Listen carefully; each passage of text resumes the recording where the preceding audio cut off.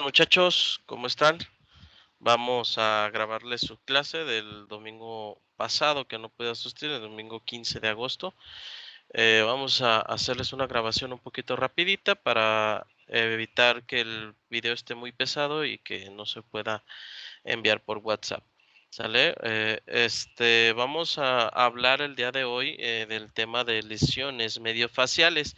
Con este tema terminamos lo que es traumatismo de cráneo y nos vamos a ingresar ya a adentrar en el tema de lo que es trauma vertebral, ¿sale?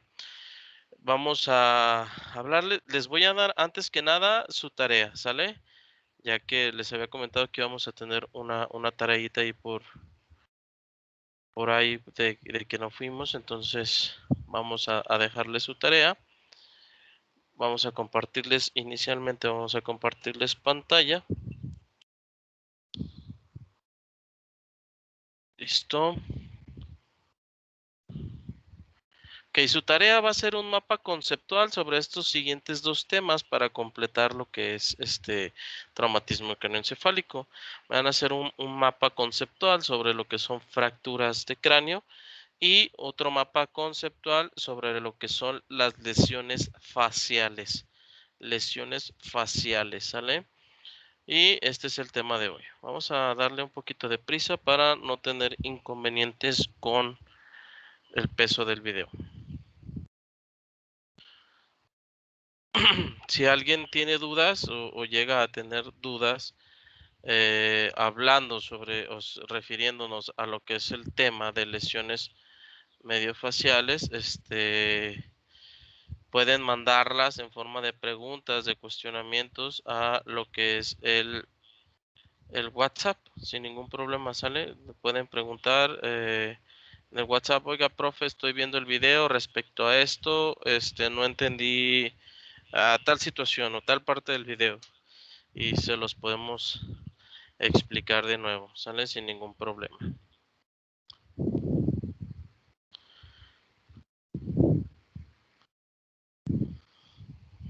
Nada más déjenme encontrar unas cositas.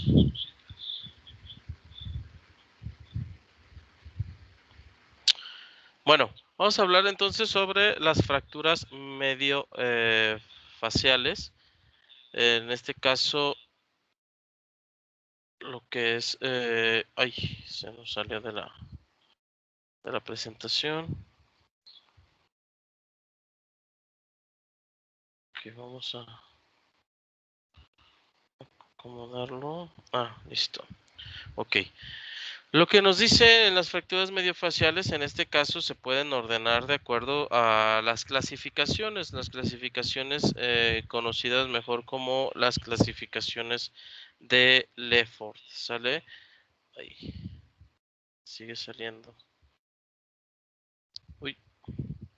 Entonces, hablando sobre esta clasificación, tenemos la clasificación de Lefort, nos dice que tenemos fracturas de Lefort 1, fracturas en Lefort 2 y fracturas de Lefort 3, clasificación de Lefort 3, ¿sale? Esto dependerá, la clasificación de Lefort va a depender precisamente o más específicamente de las estructuras que estén comprometidas con o las estructuras óseas que estén comprometidas. En este caso, comprometidas nos referimos a la cuestión del trauma de la fractura, ¿sale?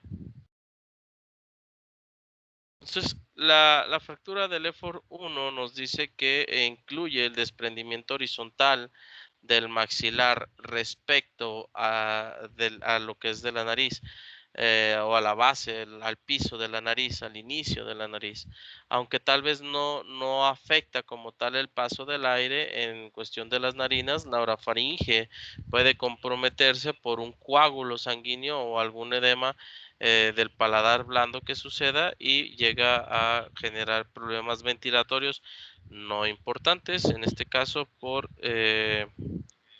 lo que les comento, o sea, no tenemos las narinas todavía, puede llegar a generar un problema a la hora de ventilar por vía oral, pero pues la ventilación normal es por las narinas, llega a dematizarse y afectar las narinas también y llegando a dificultar un poquito la respiración, pero no de forma importante.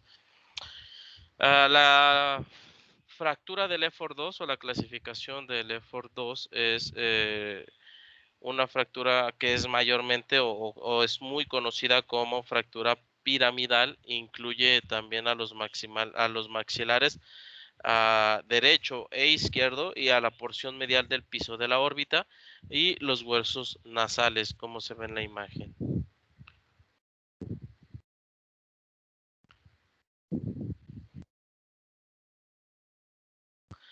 La fractura del Lefford-2, hablando específicamente ya del Lefford, perdón, de la fractura del Lefford-3 o la clasificación del Lefford-3, estamos hablando de que en este caso ya implica una separación completa de los huesos faciales respecto a los huesos del cráneo. ¿Sale? Tenemos disminución craneofacial, perdón, disyunción craneofacial, una separación completa de lo que son los huesos faciales del cráneo, ahí como se ve trazada en la imagen. ¿Podemos tener combinación de estas tres fracturas? Sí, sí podemos tener combinación de estas tres fracturas, pero pues se tomará en cuenta el grado del effort que tenga el paciente con el grado de la gravedad del paciente. Obviamente una fractura iremos de la que menos nos genere problemas a la más complicada, a la más compleja de las fracturas que tengamos. En este caso la más compleja será la del Lefford-3 en comparación al Lefford-1 que solamente genera problemas no muy grandes, problemas menores. Y ya hablando de la del Lefford-3 pues ya nos puede llegar a generar problemas importantes. En el caso de la fractura del Lefford-2, tenemos senos bien vascularizados. En el caso de esta fractura, puede relacionarse una afección de la vía aérea por una hemorragia más grande en comparación al Lefford-1. Y en la del Lefford-3, en este caso, las fuerzas que se ven involucradas son más fuertes, son fuerzas más grandes y pueden llegar y se relacionan directamente a lesiones, por ejemplo, a lesiones cerebrales traumáticas, que ya lo hemos visto, o a lesiones en conductos lagrimales por la zona de la fractura, o por una oclusión. En el caso de los dientes y del escape, podemos tener escape de líquido cefalorraquídeo a través de las narinas, que en este caso sería rinorrea. Bien, hablando de las lesiones cerebrales, vamos a pasar a lo que es las lesiones cerebrales. Eh, Vamos a tener algunas situaciones que tendrán que ver un poco con el tema de lesión cerebral traumática que ya vimos. Entonces vamos en este caso, a relacionar un poco más lo que son las lesiones cerebrales eh, y yendo a tomar una relación hacia lo que son las lesiones cerebrales traumáticas. Ya sabemos lo que es la lesión cerebral traumática y puede generar ciertas afectaciones. Una de ellas, y es muy común que genere la lesión cerebral traumática, es una conmoción cerebral. En este caso, se le va a dar al paciente un diagnóstico de conmoción como resultado de la presencia de síntomas que persisten después de una lesión cerebral traumática leve.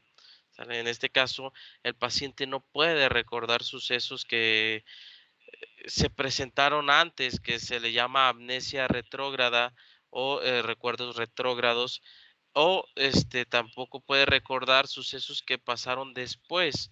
En este caso se le llaman recuerdos anterógrados en referencia a la lesión como punto de partida o punto de inicio. Entonces, si el paciente no puede recordar lo que pasó antes de la lesión, estaríamos llamándole recuerdos, bueno, no puede obtener o no puede acceder a los recuerdos antes de la lesión, estaríamos hablando de un paciente que está teniendo una amnesia retrógrada. Y si el paciente no puede recordar qué sucedió después de la lesión, estaríamos hablando de un paciente que presenta una lesión anterógrada. La mayoría de las personas asocia la pérdida de la conciencia con el diagnóstico de una conmoción. En este caso, no es necesario que el paciente pierda la conciencia para darle un diagnóstico de una conmoción cerebral. El punto más sobresaliente de una conmoción cerebral en realidad es la amnesia postraumática o antes del trauma. Bueno, en realidad las dos amnesias son postraumáticas porque la amnesia sucede después de un trauma, pero estaríamos dándole la clasificación de anterógrada o retrógrada dependiendo del tipo de recuerdos al que el paciente no pueda acceder. También tendríamos un estado de confusión después del trauma en el que el paciente pues, se va a encontrar desorientado.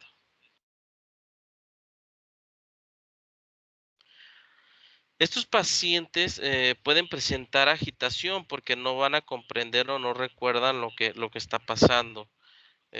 Otros cambios neurológicos incluyen, por ejemplo, visión ausente, retraso de la respuesta verbal y motora, que estaríamos viendo lentitud en el caso para responder preguntas o seguir instrucciones, confusión e incapacidad de centrar la atención fácil, perdón, la atención en este caso sería fácil distracción e imposibilidad de continuar las actividades normales para la persona. Y pues los más comunes que encontraríamos sería una visión ausente, que tendremos una expresión facial de perplejidad.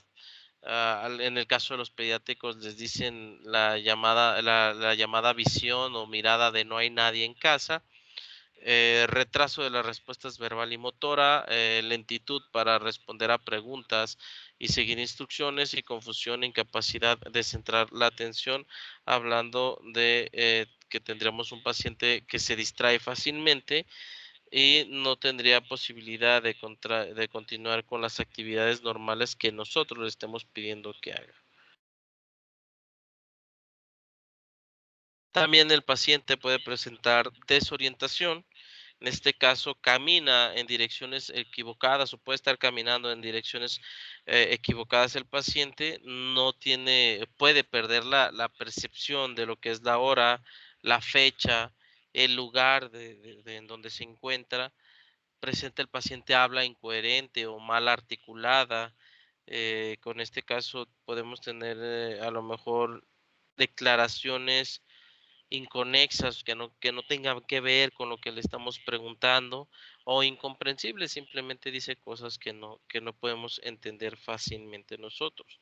También el paciente puede tener pérdida de la coordinación, puede tener un avance dando tres pies, incapacidad de caminar sobre una línea recta, pasos seriados uno tras otro, o sea, puede dar dos para adelante, uno para atrás, o sea, no es una coordinación buena de la del paciente. Podemos tener emociones inapropiadas para las circunstancias del paciente. En este caso puede tener un llanto, por ejemplo, un llanto afligido por un motivo que no tenga que ver con lo que está pasando. ¿Sale? Puede presentar déficit de memoria.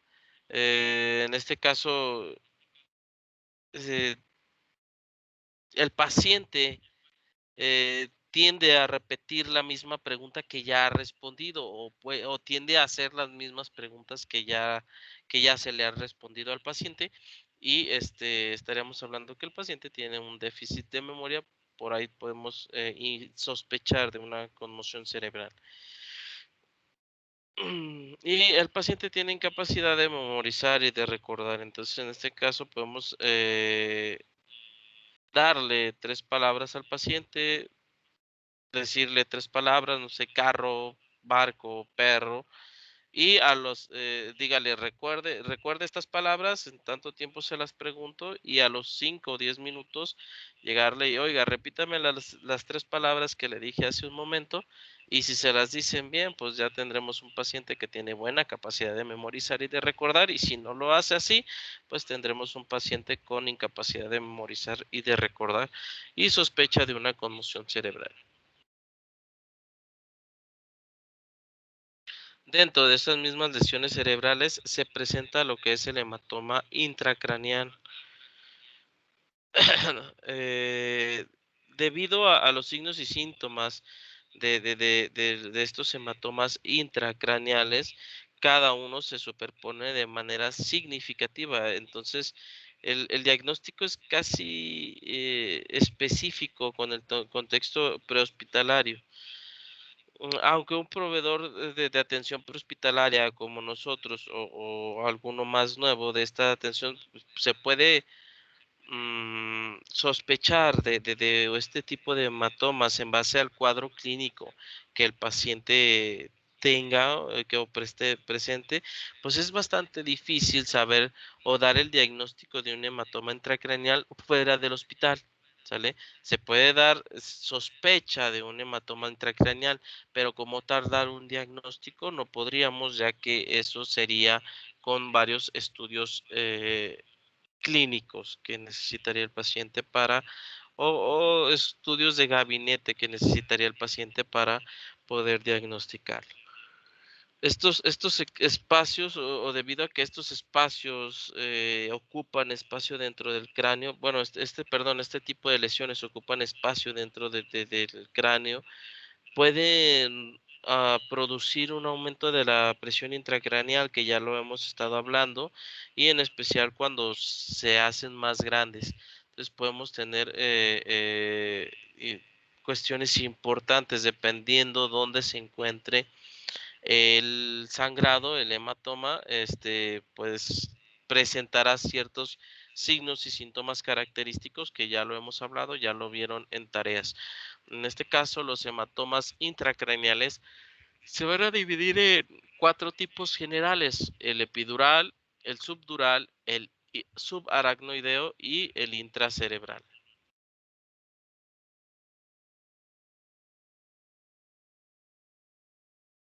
Hablando sobre el hematoma en el epidural, estos hematomas suelen resultar de golpes, de traumas a una velocidad relativamente no muy rápida. Es relativamente lenta la velocidad, y hablando sobre el hueso temporal, el impacto de algo sobre el hueso temporal. Por ejemplo, un puñetazo de una pelota de béisbol puede generarnos un hematoma epidural. Una fractura de este hueso delgado daña la arteria meningia media como hemorragia resultante, y se empieza a colectar en el cráneo, y entre el cráneo y la dura madre, y se empieza a dar un hematoma epidural. Recordemos las palabras, sus palabras de las raíces de medicina. Epi es por encima de, y dural, pues de la dura, estamos hablando sobre la dura madre.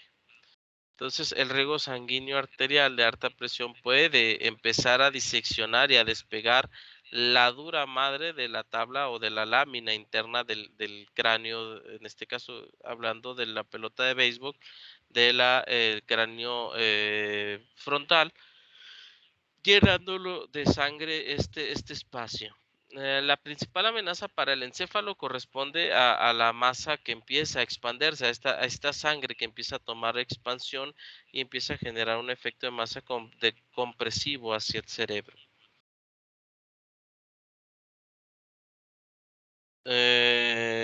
Los hematomas epidurales tienen una forma característica de lente, como se ve aquí en la imagen, en esta imagen aquí tenemos una forma de un lente, hablando como de un lente, no sé, los lentes de contacto o lentes de algún, eh, el vidrio de unos lentes para ver. Entonces, en este caso se observa de esa forma en la tomografía, aquí como vemos en la imagen se observa en forma de un lente y se crea así porque la dura madre sostiene el hematoma contra la tabla del cráneo, evitando que su expansión sea un poquito más rápida. Entonces, les digo, el efecto más importante o la principal amenaza va a ser la masa en expansión, que obviamente la sangre va a ganarle a la dura madre en cuestión de fuerza si éste sigue sangrando. El antecedente clásico de un hematoma epidural es que el paciente el paciente llega a experimentar una breve pérdida del conocimiento inicial y después lo recupera para posteriormente volver a presentar una pérdida del conocimiento. No, pues, los servicios de urgencias pueden arribar ya cuando el paciente está consciente. Entonces, podemos a lo mejor cuando nosotros arribamos, el paciente ya retomó su conciencia. Podemos hacer preguntas si alguien vio el accidente, si estuvo alguien con él, si alguien iba pasando y vio el accidente. Preguntarle en este caso si se dio cuenta o vio si el paciente tuvo pérdida del conocimiento. Después el paciente recupera el conocimiento, no está completamente lúcido, pero sí puede contestar ciertas cosas y después vuelve a tener una rápida declinación. ¿Qué pasa en este caso de los servicios de urgencias? Pueden llegar a activar el servicio de urgencias y llegamos, se valora, el paciente nos contesta, decide no ir al hospital, nos firma un desistimiento médico, un desistimiento de atención médica prehospitalaria, nos retiramos y posteriormente pueden volver a llamar porque el paciente ya está inconsciente de nuevo. Entonces hay que tener una buena valoración, enseñar mm, valorar bien a nuestro paciente. Entonces, durante este periodo de alerta, el intervalo lúcido, que así llamado, el paciente puede estar, pues sí orientado, cuando les digo, contestando, no completamente consciente o no completamente, por ejemplo, no completamente lúcido, pero sí orientado, puede estar un poco letárgico o inclusive puede estar confundido. E inclusive a veces puede estar contestando y solamente quejándose de cefalea. La mayoría de quienes sufren un hematoma epidural, perdón, experimentan un intervalo lúcido. Puede también ocurrir, por ejemplo, con otros tipos de hemorragias intracraneales, no es específicamente del epidural. En este caso, no es un dato inespecífico, es un dato esto del periodo lúcido inespecífico de un hematoma epidural. No podemos tomarlo como un dato de diagnóstico, decir, llegó y estaba inconsciente, luego consciente y luego inconsciente, es un hematoma epidural. Realmente no, porque es un dato inespecífico.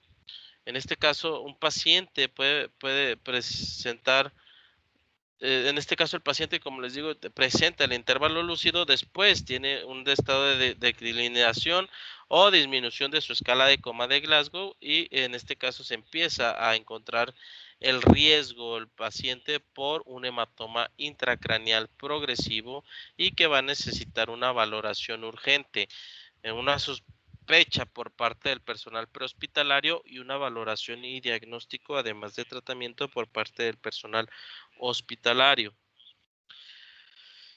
Conforme va empeorando el estado del paciente o el estado de alerta del paciente, la exploración física nos puede revelar, por ejemplo, pupilas midriáticas y de movimiento leve o nulo en el caso de las pupilas, casi siempre del mismo lado de la lesión donde tenemos afectación donde está el lado del hematoma epidural, perdón, de ese lado veremos la afectación. En el caso de las pupilas será si el hematoma está del lado derecho, se verá afectación en la pupila derecha, veremos midriasis en la pupila y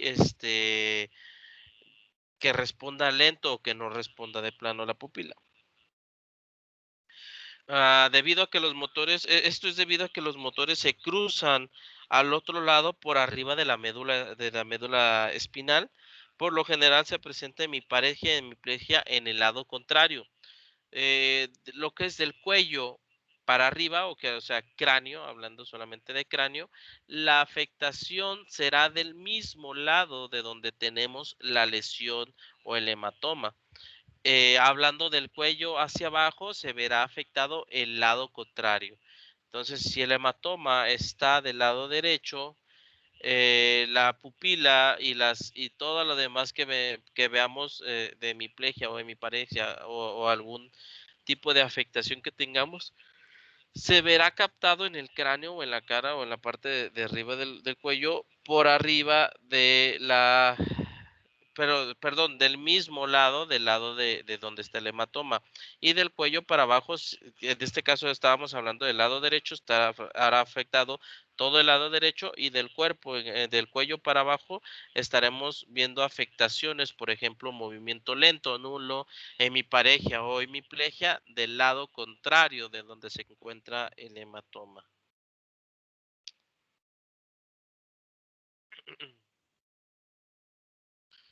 El hematoma subdural es, a diferencia del hematoma epidural, es causado por una hemorragia, en este caso arterial. El hematoma epidural es causado por hemorragia arterial. ¿Sale? En el caso de los subdurales, la diferencia es que es causado por una hemorragia venosa. En el caso de las venas puentes, se pueden desgarrar durante un golpe violento en la cabeza. La sangre se empieza a colectar en el espacio subdural entre la dura madre y el aracnoides. Eh, Además de que son más frecuentes estos hematomas subdurales que los epidurales, los subdurales también difieren en cuestión de la etiología, la localización y el pronóstico del paciente. Los subdurales se presentan en dos formas: en los pacientes que han experimentado un trauma significativo y en pacientes que han sufrido un desgarre de venas puente, como que da la reacumulación rápida, perdón, una acumulación rápida del espacio de sangre en el espacio subdural.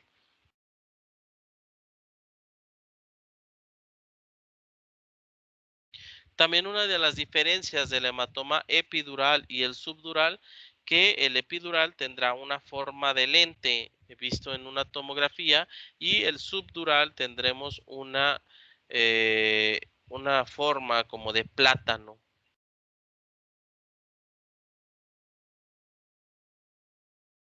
Vamos a hablar ahora entonces de otra de las cuestiones que se presenta, es la hemorragia subaracnoidea.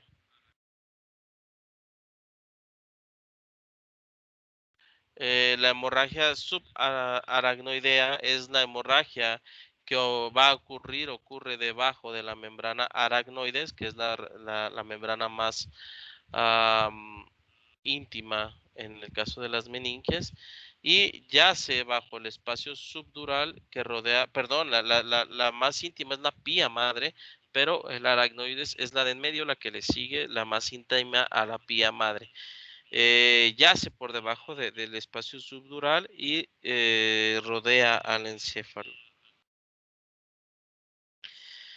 Muchos de los vasos sanguíneos encefálicos se van a localizar en este espacio subaracnoideo, de modo que su lesión puede causar una hemorragia en él. Una capa de sangre bajo la membrana aracnoidea sobre la superficie del encéfalo, que por lo general la superficie del encéfalo es delgada y rara vez causa un efecto de masa ocupativa, pero sí hay sangrado.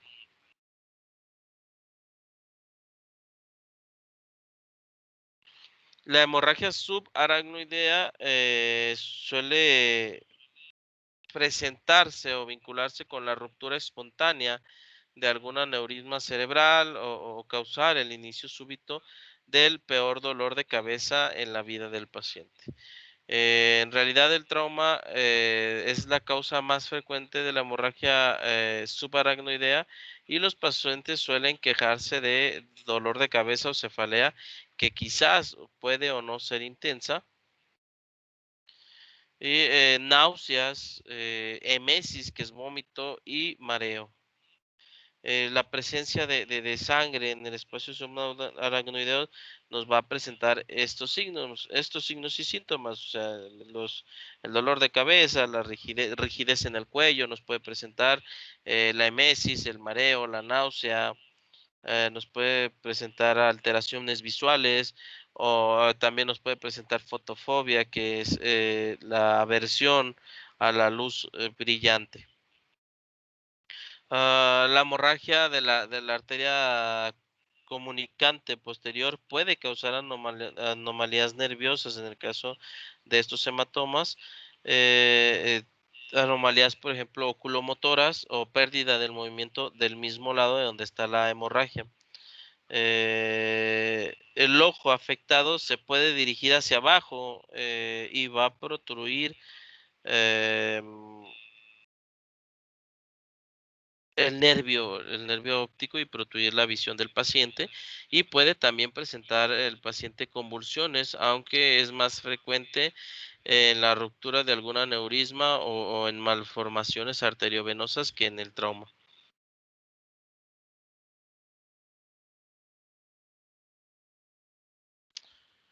La versión, la novena edición del libro PHTLS de trauma prehospitalario, soporte de trauma prehospitalario, nos da una guía,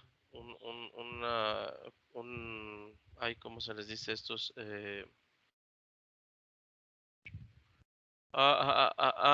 Algoritmo, un algoritmo para la sospecha, bueno, tratar el tratamiento de una sospecha de lesión cerebral traumática, hablando ya sobre todo el tema que nos puede ayudar a sospechar también sobre la lesión cerebral o alguna de las otras lesiones cerebrales, ¿sale? Entonces, lo inicial que tenemos que hacer o que nos dice se va a ver un poquito borroso, muchachos. Entonces, lo principal que nos dice este algoritmo es que lo que tenemos que tener en cuenta es inicialmente sospechar de una lesión cerebral traumática. Secundariamente tendremos que valorar la escala de coma de Glasgow y si la escala de coma de Glasgow es igual o menor a 8, hay que considerar el tratamiento de la vía aérea porque un paciente que tiene una escala inferior a 8, pues difícilmente tendrá un buen mantenimiento de una vía aérea o no podrá mantener como tal por sí solo una vía aérea. Entonces, si el paciente tiene una escala de coma de Glasgow inferior a 8, será importante considerar la necesidad de la valoración de la vía aérea. Para este caso tenemos algoritmos diversos para el manejo de la vía aérea, que van desde métodos básicos del manejo de la vía aérea hasta métodos más avanzados como intubación endotraqueal, que en su momento lo verán. Obviamente será necesario al paciente, en caso de que no, en ambos de pacientes, ya una vez manejado la vía aérea, tendremos que aplicar oxígeno y mantener una saturación de oxígeno mayor o igual a 94%. En el caso de que el paciente tenga una escala o no sea su escala de coma de Glasgow, su resultado menor, perdón, inferior o igual a 8, entonces solamente aplicaremos oxígeno para mantener una saturación de oxígeno mayor o igual a 94, no muy alta, sin llegar, acuérdense, a la hiperoxigenación del paciente, pero sí mantenerla por arriba de 94% está bien, sin llegar a una hiperoxigenación. Que teniendo en cuenta las recomendaciones, pues nos dice el libro PHTLS que siempre será mejor o según estudios clínicos nos dice que es mejor que un paciente esté hiperoxigenado o es menos dañino que un paciente esté hiperoxigenado a que un paciente esté hipóxico, perdón. Entonces, en el caso, también hay que manejar posteriormente las ventilaciones del paciente si es necesidad, si hay necesidad de darle ventilaciones asistidas a nuestro paciente. Recuerden, en el adulto mantenemos ventilaciones mínimas de 10 por minuto, en un niño mínimo de 10 por minuto. En lactantes, las ventilaciones mínimas serán de 25 por minuto, con una fracción expirada de dióxido de carbono que solo se va a ver calculada por un capnógrafo. Tendremos que mantener esta fracción expirada de dióxido de carbono entre los 35 y los 40 milímetros de mercurio en el caso de ser posible valorarla. Recordemos que también variaciones en el dióxido de carbono nos dan afectaciones cerebrales importantes o neurológicas o malos pronósticos en nuestro paciente. Después de esto tendremos que hacer un control de hemorragias externas e iniciar el transporte en los pacientes. En este caso le deberá, bueno, se supone, la recomendación es que se le haga el traslado al paciente a una unidad que tenga la facilidad de un neurocirujano y de una tomografía de cráneo. No siempre es así, no siempre se nos da la oportunidad de trasladar a un paciente a este tipo de lugares, pero pues lo ideal sería que el paciente fuera donde haya o donde estuviese el neurocirujano y tengamos la oportunidad de tomar una tomografía de cráneo. Hay que reanimar al paciente con soluciones intravenosas sin llegar a la hiperhidratación. Hay que mantener una presión arterial sistólica mayor o igual a 90 milímetros de mercurio en el caso de que sea posible. Recordemos que una hipotensión es dañina y tenemos mayor daño en el paciente, mayor daño del parénquima cerebral para el paciente. Le daremos también tratamiento para las convulsiones en caso de que esté presente o que tengamos convulsiones en el paciente. Nos da signos en el caso de presencia de convulsiones, son signos y síntomas del aumento de la presión intracraneal. También si tenemos disminución en la puntuación de escala de Glasgow de 2 puntos o más hablando sobre una valoración y otra. Por ejemplo, yo al arribar le hice una valoración de escala de coma de Glasgow del paciente y fue una escala de coma de Glasgow de 14 y a la segunda valoración que yo le hago ya bajó su escala de coma de Glasgow a 12. Estamos hablando de un traumatismo cráneoencefálico que va hacia el empeoramiento del paciente y que se debe tomar con importancia, ¿sale? También debemos valorar la aparición de una pupila lenta, una pupila que no reacciona, el desarrollo de la hemiplegia, de la hemiperesia o del fenómeno o reflejo de Cushing. Hay que verificar también la glicemia del paciente, variaciones en la glucosa, cuestiones de los temas pasados que ya hablamos, nos dan datos de un empeoro en el paciente, en el peor en el estado del paciente o un mayor índice de morbilidad. ¿Cuáles serán los signos o qué estaremos buscando signos de una presión intracraneal aumentada? ¿Sale? Pues, después de la valoración de la glicemia, bueno, entonces empezaremos a buscar signos y síntomas de lo que es una presión intracraneal elevada. Sabemos que no podemos valorar en el ámbito prehospitalario una presión intracraneal, pero sí podemos buscar signos y síntomas que nos estén dando una sospecha de que la presión intracraneal está aumentada. Entonces, en este caso, si tenemos signos y síntomas que ya los vimos aquí arriba de la presión intracraneal elevada, entonces podemos tener opciones, podemos retirar el collar cervical, darle sedación al paciente, paralizarlo al paciente, darle un tratamiento osmótico, una hiperventilación leve regulada en el caso del paciente para disminuir a constreñir los vasos sanguíneos y de evitar que sea mayor el riego sanguíneo cerebral y aumente ese efecto de masa en el cráneo. En el caso de que el paciente no tenga datos de una presión intracraneal aumentada, entonces podemos continuar con el transporte normalmente, o sea, sin tanta prisa, sin tanta, este, em, bueno, principalmente sin tanta prisa porque pues podemos generar más accidentes. Entonces, este es el algoritmo que nos maneja el PHTLS para el tratamiento y de la sospecha de un paciente con lesión cerebral traumática. Inicialmente tendremos la valoración, que como siempre, se puede ser ABCDE, llegando a déficit neurológico, tomar escala de coma de Glasgow, manejar su saturación, manejar su ventilación, manejar su presión arterial, su glicemia, checar, buscar signos de presión intracraneal aumentada y si sí tenemos signos de presión intracraneal aumentada, darle manejo o buscar sospechas de un, perdón, buscar herramientas para tratar de no ayudar a esa presión intracraneal elevada.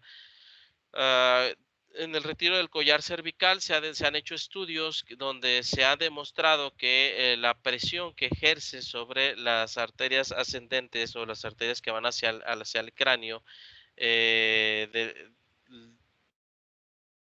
que irrigan o que le dan nutrición a este cerebro, esa presión genera una vasoconstricción y genera aumento de generan un aumento de la resistencia y generan aumento en la contracción del corazón para aumentar el riego sanguíneo cerebral y aumenta la presión intracraneal. Entonces se han visto algunos efectos de aumento de la presión intracraneal al colocar collarín al paciente, ¿sale? Pero también tenemos estudios que nos dicen que muy seguramente o más del 60% de los pacientes que sufren un traumatismo cráneoencefálico tendrán también un trauma cervical. Entonces, si el paciente muestra signos de una presión intracraneal aumentada, sería bueno como opción retirar el collarín cervical en medida de lo posible. La sedación, pues obviamente tendremos que hacer más manejo específico de la ventilación, de la vía aérea del paciente, tenemos que tener una mejor seguridad, pero a lo mejor los más básicos sería retirar el collar cervical y darle al paciente una hiperventilación leve regulada, ¿sale? Y pues darle su transporte a la unidad adecuada. Jóvenes, hasta aquí llegamos con este tema.